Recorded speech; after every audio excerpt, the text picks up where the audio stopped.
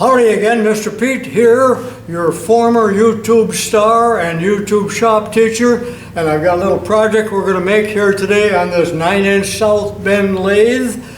Make sure you watch the several other videos that are in that series, including one where I grind the center using a tool post grinder. You might enjoy that, you might not. Now, I don't know if you can hear it in the background, but it rained all weekend. This is Monday morning. And everybody's mowing, but they're not mowing so much because the grass grew. One neighbor saw me heading out to Studio G here with my camera, and through Facebook they notify everybody on my dead-end street, and they all start their engines. Gentlemen, start your engine. Pete's videotaping. Can you hear that? All right. Well, I'm having a little fun here, and this is tips number 1061, and I'm going to make a ramrod, of all things, to knock out the centers. I talked a little bit about that earlier, so I'll be cutting some brass and cutting some threads with taps and dies and some fun operations, and it's probably a project that you could use in your shop regardless of the size of the machine. So I'm going to start out by telling you what a ramrod is, how it works, and I'll show you several examples that I have that I use on different sizes of my machines. And this machine will soon be sold, as you well know. Today's date is July 21st, 2025. Okay, here's what I'm going to make this morning, a ramrod specifically for a South Bend 9-inch, maybe it'll work on a 10 as well, and an Atlas lathe. Notice the step here, and I'm going to explain the purpose of that even though I did in a previous video. And you can do anything you want on this end. That one's got a hanging ring, or put a knob, or whatever you want, or don't put anything. So the purpose is that as you put this in the end to knock your centers out, bam, out they come. Now if this center is tight within the sleeve, which it wasn't at that point, the pilot on the brass end here is going to knock the center out, and then when this is already out, and be sure and catch it or put a board under there, then it'll knock out the sleeve. So that's the purpose of the step. It's not totally necessary, but I like it, and that's what I'm going to do in this video. I want to show you some other examples. Here's a couple other ramrods. Now this one I made for the little Atlas Craftsman 6-inch lathe. And I'm going to show you a picture of it in the Atlas catalog here presently, but you can see it's sized according to the spindle, as is this much larger one that I use on the South Bend 9-inch over there, because it has the larger spindle, because you can put collets in there. I did not put the pilot on there. But again, you don't have to use brass, but I like to use it. It can't put a mark into your spindle or anything like that. A lot of weight to it. Is it necessary? No. But, and we're going to thread the brass and the steel. However, you could use Loctite or whatever method you want. You can redesign these. Sometimes I make a crude sketch, and I know you can't see this because I happen to pick up a 6H pencil and none of this shows up, but I took these dimensions directly off of the earlier, not these two, but the other one that I showed you. But I'm going to give you the dimensions again verbally, because I don't feel like on a video like this making a mechanical drawing. Serves no purpose. It saps my energy. I'm over here on the green, you've seen it before, 9-inch tool room lathe, and although I made this specifically for my closing lathe down in Studio B, it fits the spindle of this machine or any machine that uses 5C collets. So if you're making one of these, size it for the machine that you're going to use it on. Breaking news, breaking news. I interrupt this video to tell you that probably my next video will be on how to lubricate the 9-inch lathe. I just recently received this beautifully framed chart from South Bend on how to lubricate both 10-inch and 9-inch lathes. And I'll follow all this information. That'll probably be number 1062 or 3 or something like that. So watch for that if you have any interest in this. And thank you to one of my all-time favorite students, Troy Legner, who sent this to me as a gift. He's done a lot for me over the last 40 years, including lifting my spirits, because I never had a student which is with as much enthusiasm toward this trade as did Troy. Thank you, Troy, for brightening my life. Okay, this is a page out of the 1940 Atlas catalog, and there is the center ejector bar, the ramrod, and I believe that's where I got the dimensions for this, and I also believe that I made this in my series, my video course for the 6-inch lathe. I'm not sure, I think I did. But anyway, notice the difference here. They didn't put the pilot on it, but they did put a sleeve right about here that is the same diameter as this, the purpose being to hold this in the center so it doesn't wobble around and will hit it squarely, because of course the diameter of the rod is smaller than the brass end. Now let me show you the one in the South Bend catalog. Okay, I've got the 1956 South Bend catalog. That's what the 9-inch Model C looked like, the table model, when it would have been ordered from South Bend, Indiana. Okay, here we are with the South Bend catalog, and they call it a knockout bar. And notice that they sold it in 4 different sizes depending on what machine you had, and it's a totally different design, because on this end maybe you can't tell, but that's a knurl.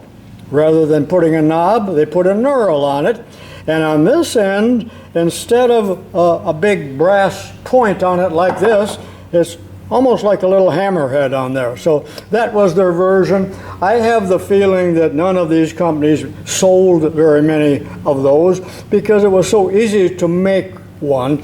In fact, you don't need to make one at all. You could use, for instance, on the 9-inch lathe, just a 12-inch piece of 3/4 steel or 3/4 brass, and it would get the job done.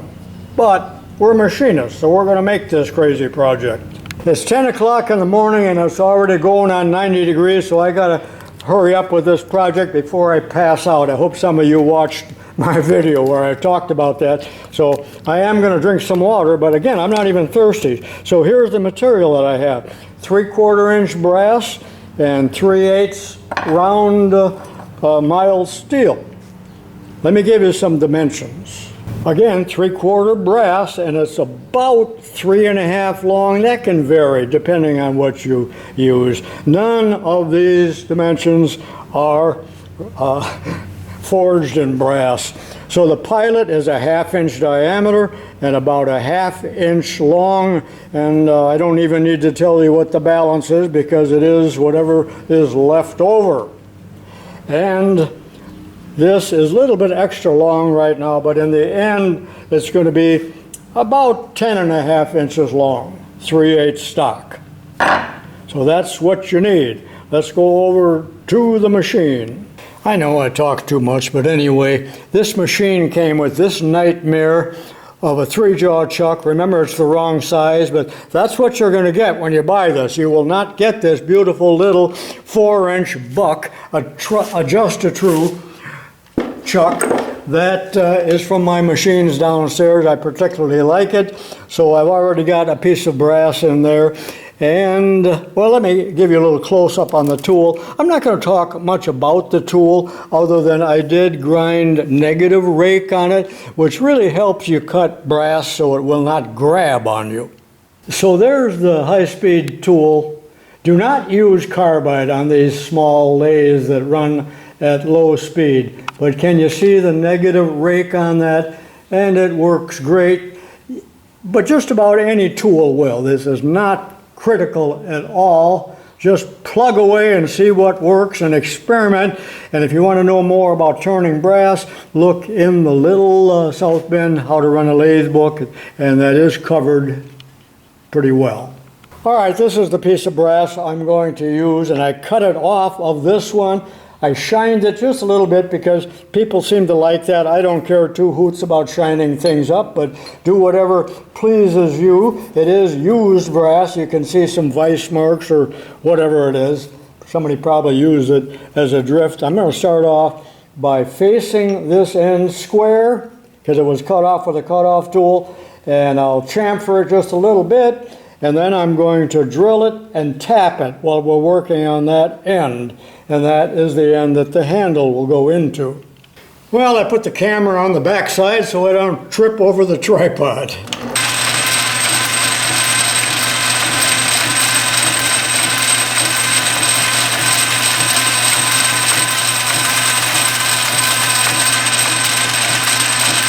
You know what I just discovered? This wire here, along with the switch that's right above here, makes it absolutely impossible to file. Look at that. But I didn't even think about that or discover it until this very moment. Who was the moron that removed it from its original position right here as shown in the catalog up to this position? Holy mackerel. Well, they must have never used a file. Okay, I'm going to tell you something here that probably most of you know, but there'll probably be a lot of people that do not know it. And I've said this in many other videos, but I know I am repeating myself. But you know, there will be people watching this video that will be saying to me, "Oh, I like your video. I just discovered it. I didn't know you had a channel." So they need to know this stuff. But when you buy taps from an industrial supplier, they are available. These are 3/8/16 in 3 styles. We have a taper tap with about 7 taper teeth. We have a plug tap with about 3 or 4 taper teeth, and a bottoming tap. Now, if you go into a box store like Lowe's and tell the clerk, "Hey, I need a 3/8/16 taper tap," he will have no idea what you are talking about. And in fact, to cut the inventory, and since nobody knows the difference, they are going to have probably nothing but plug taps, and that will get you by. But I'm sorry, I just showed you. There's the plug tap. Focus. Darn it. 3 or 4 tapered teeth. I'm not even going to tell you why these are available, other than, of course, the bottoming is going to go to the bottom of a hole. But I want to use only 1 tap, so I'm going to use the tapered tap. But in order to use that, I will drill the hole extra deep. So remember, it doesn't cut a full depth thread all the way to the bottom, but I'm compensating for that by drilling the hole extra deep. Does that make any sense at all? I always start out with a center drill, but you can use a starter drill, but never go in without this operation or your drill will drift all over the place.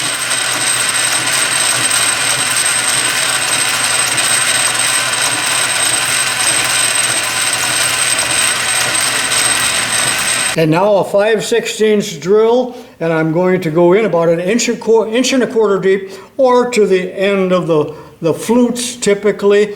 I like my stubby bits, and that's what I'm using.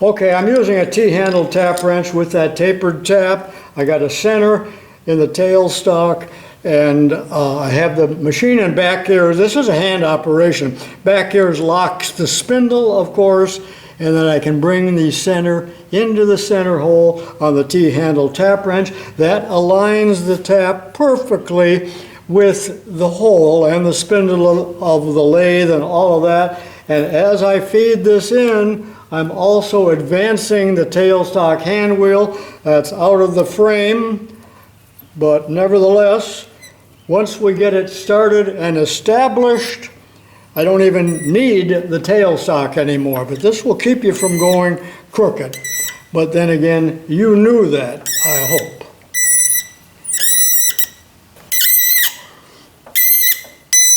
You do not need any oil with brass. Oh, it might help, but I normally do not. You can hear it squeaking, maybe you can. And I'm going to go in as far as I can and then back the tap out, and then I'm done with this end. There it is. A little bit of a burr. I probably should have countersunk that first.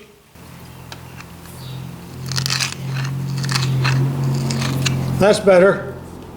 Okay, I'm on the second side, so I will face this off real quickly.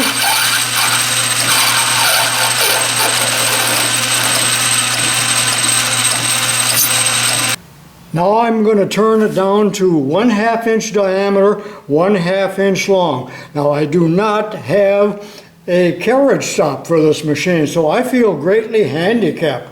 So I'm going to machine to the layout line. Maybe you can see it. Another thing that I'm going to do, rather than take it down to 1/2 inch using a micrometer, and in 1,500 videos, I don't think I've ever done that, but I'm going to use a caliper like they do in Pakistan, and I have it set for about 9/16. So once I get it to 9/16, then I will reset the caliper to 1/2 and take it down to 1/2 because it is not a critical dimension by any means. And by the way, have you noticed how far off center this chuck is? It's an adjuster screw, so I need to adjust it, but I mean, you can see it wobble, but again, a non-critical job. And I'm hand seated, no power feed, no need.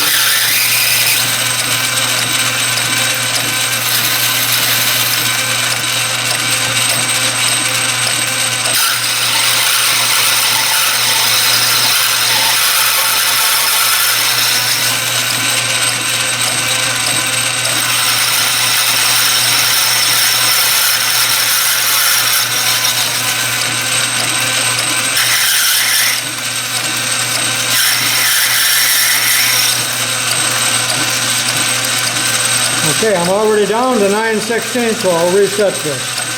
And I simply set it with a 1/2 inch drill bit shank rather than a ruler. Well, I apparently, due to my incompetence, forgot to turn the camera on so you could see that turning down.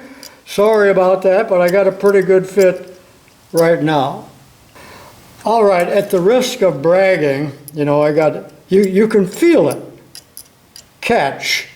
So I do have my Lufkin mic here, and I'm micing it. Not that it matters, but I'm within 2/1000ths. I don't know if you can see that or not. So you can do quite accurate work with a spring caliper. I'm just sorry you didn't get to see the whole thing. Because of the fact that Bubba put this nightmare cord here in the way, I've got to use a tiny little file to break the two corners. But it'll work.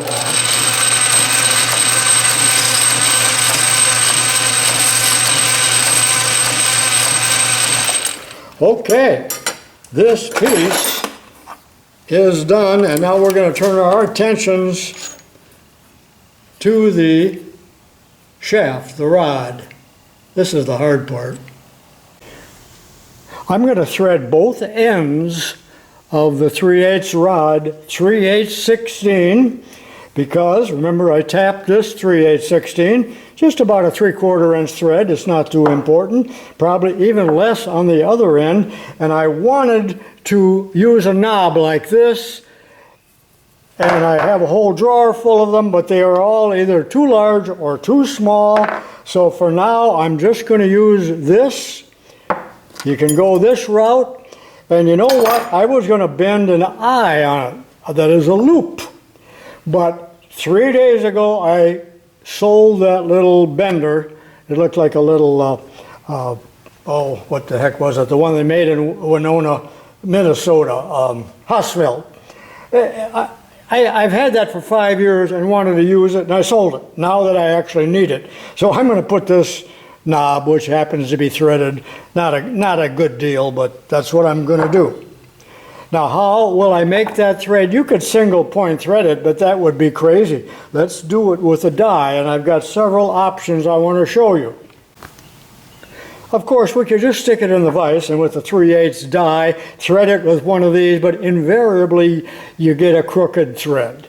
Now, you can do it on a lathe, guiding it with a tailstock. You've seen that in other videos. There's just so many choices. And then you could use this type of die holder, which has a bit of a collet on here, but this was designed by the mentally ill because it's such a flimsy little thing that is, the little jaws in there are so thin, they don't give you good guidance, and they're so close to the die itself. So, you know, these will work, and I got a bunch of them, but I don't really like them. So what I'm going to use is this 3/8 rigid. I always loved rigid. I even like the color. But do not confuse this with a pipe die. This is a bolt die. Well, I got to put the die on there. I haven't done that yet. But this will absolutely assure you of a straight thread because it's got this guide bar, you know, and that's what, a full 2 inches away. So it's gonna, and it's got a ratchet on it. Total stroke of genius, Mr. Rigid, or who you are. Let me show you, but you're not gonna have one of these, I know that. And here's another rigid die, and I venture that, a guess, that no one watching this video has ever seen one of these. Put it in the comments if you will. So the purpose of this, probably to be used on a construction site. So look, you got, what is it? You got a 1/2 inch, you got 5/8, I believe it is, and on this side 3/8, and they all got a guide to guide you and hold it straight. However, this has seen a lot of use, and it's made of aluminum. Therefore, these holes are pretty well wallowed out. But it's still going to guide me fairly straight. But I don't know, I think I'll take the die out of this one and use it in this die. I'll just show a little die stock. I think I'll show just a little bit of that. But the problem with that, and I could do this on the lathe, just holding the work on the lathe. Maybe I will. Rather than in my Colombian, or no, my Wilton bench vise right behind me, which has such aggressive teeth on it that of course it's going to leave teeth marks in the rod, and I no like. The 3/8 rod is in a 3-jaw chuck. I'm locking the spindle with the back gears. Remember, this is not a power operation. Why do I have so much sticking out? Because this die consumes quite a bit of space. I've got it marked, but I've also determined that the amount that I have left, where you can't see it, will give me about a 3/4 inch long thread. Now, one other thing I want to point out here, and where did I put it? For best results, always use Craftsman thread cutting oil. Oh, that stinky sulfur oil, but boy, is it a good oil for threading. You can still get this at your local Sears store. Plenty of leverage. So let's see if we can get us started. I did bevel or chamfer the end of the rod just a little bit, but to engage it, you still want to push a little bit to get it started, and make sure you start from the correct side of your button die. A bit unorthodox, as I must confess, and you know what? This doggone switch up here is interfering also. Look at that. What was that man thinking?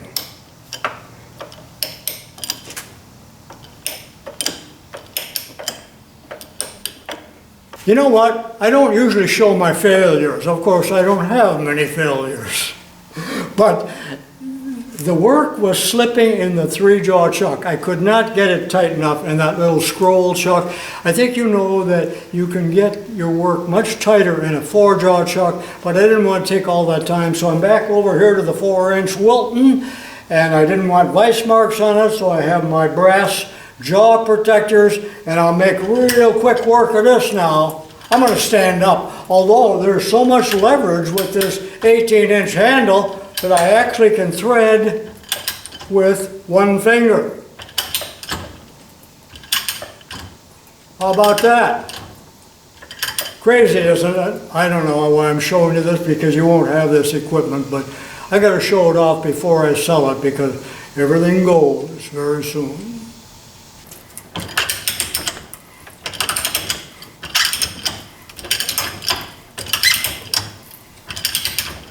I think that's quite enough thread, and I'm going to do the other end off camera.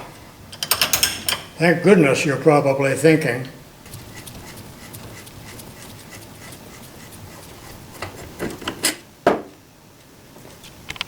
Okay, I'm done.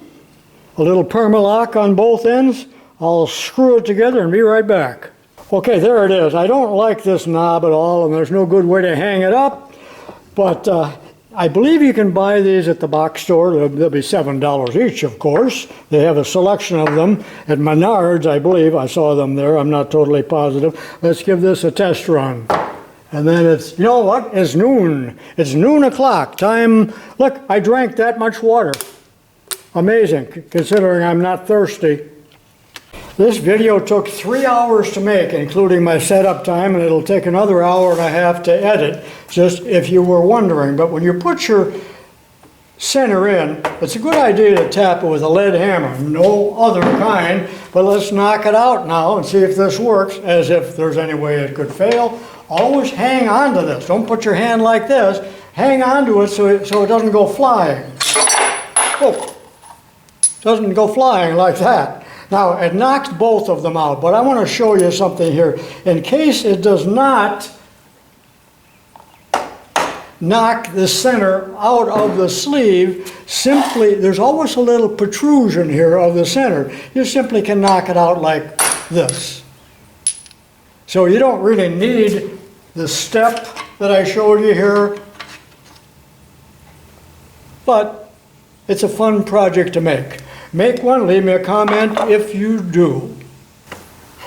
Well, that completes this little journey. I hope you enjoyed it. I do not like this knob on there at all. It was just something to thread onto the end to show you the gist of it. You could put a screwdriver type handle on there, and that would look great too, and you could drill a hole and hang it up, and you know, you can vary the length of this depending on what machine you're using it. So I gave you all kinds of possibilities here, and what I think is interesting information.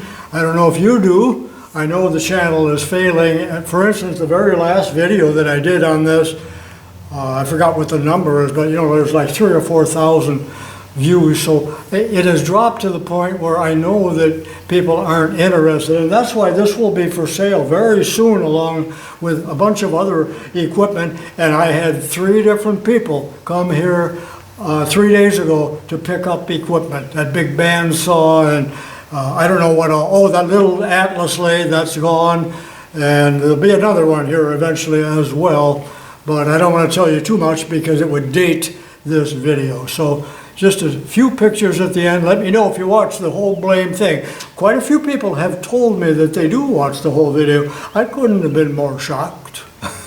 All right, so long for now. Too much jabbering, I know.